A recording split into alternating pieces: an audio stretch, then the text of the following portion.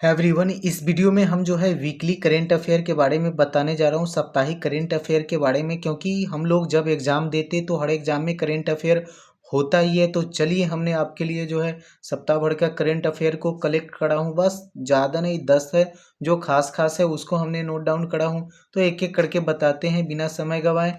चलिए, तो पहला नंबर है, भारत के किस त्योहार को यूनेस्को की अमूर्त सांस्कृतिक विरासत की सूची में रखा गया है। तो यह जो है आपका जो अपना त्योहार है ना, ये दीपावली को यूनेस्को की अमूर्त सांस्कृतिक विरासत की सूची में रखा गया 2025 में। अगर वही 2023 की बात करें, 2023 में गुजरात के गरबा, जो कि आप जानते हैं गुजरात के गरबा को यूनेस्को की अमूर्त सांस्कृतिक विरासत की सूची में शामिल किया गया है, गुजरात के गरबा को। अगला क्वेश्चन है 2 नंबर पर, अंतर्राष्ट्रीय मानवाधिकार दिवस 2025 का थीम क्या है। तो इसका थीम है human rights our everyday essential, है ना, जिसका हिंदी में होता है हमारी दैनिक आवश्यकताएं। हर साल जो है 10 दिसंबर को अंतर्राष्ट्रीय मानवाधिकार दिवस मनाया जाता है। हर साल जो है 10 दिसंबर को अंतर्राष्ट्रीय मानवाधिकार दिवस मनाया जाता है। अंतर्राष्ट्रीय प्रवासी दिवस कब मनाया जाता है? अंतर्राष्ट्रीय प्रवासी दिवस, तो अंतर्राष्ट्रीय प्रवासी दिवस जो है यह मनाया जाता है 18 दिसंबर को। कब मनाया जाता है? 18 दिसंबर को अंतर्राष्ट्रीय प्रवासी दिवस मनाया जाता है। इसकी शुरुआत संयुक्त राष्ट्र महासभा के द्वारा 2000 ईस्वी से की गई है, ताकि दुनिया भर के प्रवासियों के अधिकार और उनके सम्मान का रक्षा किया जा सके, है ना। भारत में जो है प्रवासी दिवस 9 जनवरी को मनाया जाता है। भारत में प्रवासी दिवस कब मनाया जाता है? तो 9 जनवरी को प्रवासी दिवस मनाया जाता है। अगला क्वेश्चन कड़ा है कि 11वें यूएनओसी, है ना, ग्लोबल फोरम का आयोजन कहाँ किया गया है ना, ये जो है इसका आयोजन कहाँ किया गया है? 11वें यूएनओसी का आयोजन तो ये किया गया है, ये सऊदी अरब के रियाद में किया गया है। कहाँ किया गया इसका? तो सऊदी अरब के रियाद में किया गया है। चलिए आगे जानते हैं ये क्या है ना।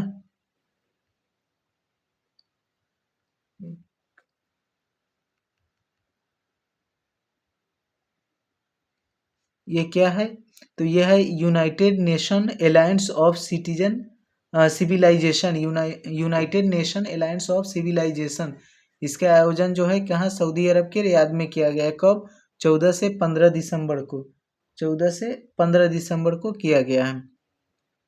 इसका क्या उद्देश्य होता है? विभिन्न सभ्यताओं और संस्कृतियों के बीच संवाद को बढ़ावा देना, है ना, परस्पर सम्मान और समझ को मजबूत करना, है ना, बहुध्रुवीय विश्व में शांति और सहयोग के दिशा में कदम उठाना इसका उद्देश्य होता है। अगला क्वेश्चन 5 नंबर, इंटरपोल द्वारा चलाए गए ऑपरेशन थंडर 2025 का क्या उद्देश्य था? इंटरपोल द्वारा चलाया गया ऑपरेशन जो है 2025 का क्या उद्देश्य था? तो इसका उद्देश्य था वन्यजीव तस्करी नेटवर्क को खत्म करना, वन्यजीव तस्करी नेटवर्क को खत्म करना। जैसा कि आप सब लोग जानते हैं कि होता है कि हर चीज़ में जो है तस्करी होता है ना। तो जो खास करके जंगली जानवर है, लोग उसका तस्करी करते हैं, जैसे हाथी का दांत, हिरन का सींग, ये सबको बेचना जो है ना, अब गलत तरीके से। तो ये सबको रोकने के लिए इस प्रकार से यह बनाया गया operation thunder, Interpol World Custom Organization के द्वारा चलाया गया था। इसका उद्देश्य दुनिया भर में इलीगल वाइल्ड लाइफ ट्रेड को रोकना, है ना, और उनके नेटवर्क को ख़त्म करना। चलिए आगे जानते हैं कि इंटरपोल होता क्या है। इंटरपोल का स्टार्टिंग में नाम था अंतर्राष्ट्रीय आपराधिक पुलिस संगठन, है ना। इसका उद्देश्य दुनिया के पुलिस को एक साथ जोड़ना। इसका क्या उद्देश्य? दुनिया के पुलिस को एक साथ जोड़ना। इसका स्थापना इंटरपोल का कब हुआ? तो इसका स्थापना हुआ 7 दिसंबर, है ना, 1923, 7 सितंबर 1923 को, है ना, इसका स्थापना हुआ इंटरपोल का। इसमें कितने सदस्य देश है? तो इसमें जो है 196 सदस्य देश है। इसका मुख्यालय कहाँ है? तो इसका मुख्यालय है लियोन, फ्रांस में। किसका मुख्यालय? इंटरपोल का मुख्यालय। और इसके वर्तमान में अध्यक्ष कौन है? तो वर्तमान में अध्यक्ष है अहमद नसीर अल रईसी, जो यूएई से है, यूनाइटेड अरब अमीरात से है ना, यूनाइटेड अरब अमीरात से है। इंटरपोल कह सकते हैं क्या है, एक पुलिस संगठन है, अंतर्राष्ट्रीय पुलिस संगठन है ना। कड़ाई के अब अगला 6 नंबर पे आई, कड़ाई की प्रेस क्लब ऑफ इंडिया की पहली महिला अध्यक्ष किसे नियुक्त किया गया है। प्रेस क्लब ऑफ इंडिया की पहली महिला अध्यक्ष किसे नियुक्त किया गया है, तो ये नियुक्त किया गया संगीता बड़ुआ पिशा रोटी को, है ना। ये इसे प्रेस क्लब ऑफ इंडिया का क्या है, प्रेस क्लब ऑफ इंडिया का अध्यक्ष नियुक्त किया गया है, प्रेस क्लब ऑफ इंडिया।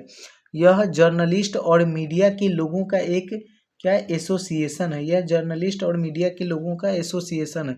इसका स्थापना कब हुआ, तो इसका स्थापना हुआ 20 दिसंबर 1957 को। इसका स्थापना कब हुआ, 20 दिसंबर 1957 को हुआ। इसका स्थापना किसने करा, तो दुर्गादास ने करा है ना। इसका मुख्यालय कहाँ है, नई दिल्ली में है।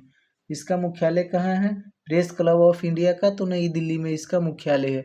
ISO से प्रमाण पत्र प्राप्त करने वाला भारत का पहला राज्य शिक्षा बोर्ड कौन बना है, तो ये जो है भारत से ISO से प्रमाण पत्र प्राप्त करने वाला भारत का पहला राज्य शिक्षा बोर्ड कौन बना, तो ये आपका अपना बिहार विद्यालय परीक्षा समिति बना, यानी बिहार स्कूल एग्जामिनेशन बोर्ड जो है, इसको जो है ISO से प्रमाण पत्र मिला है।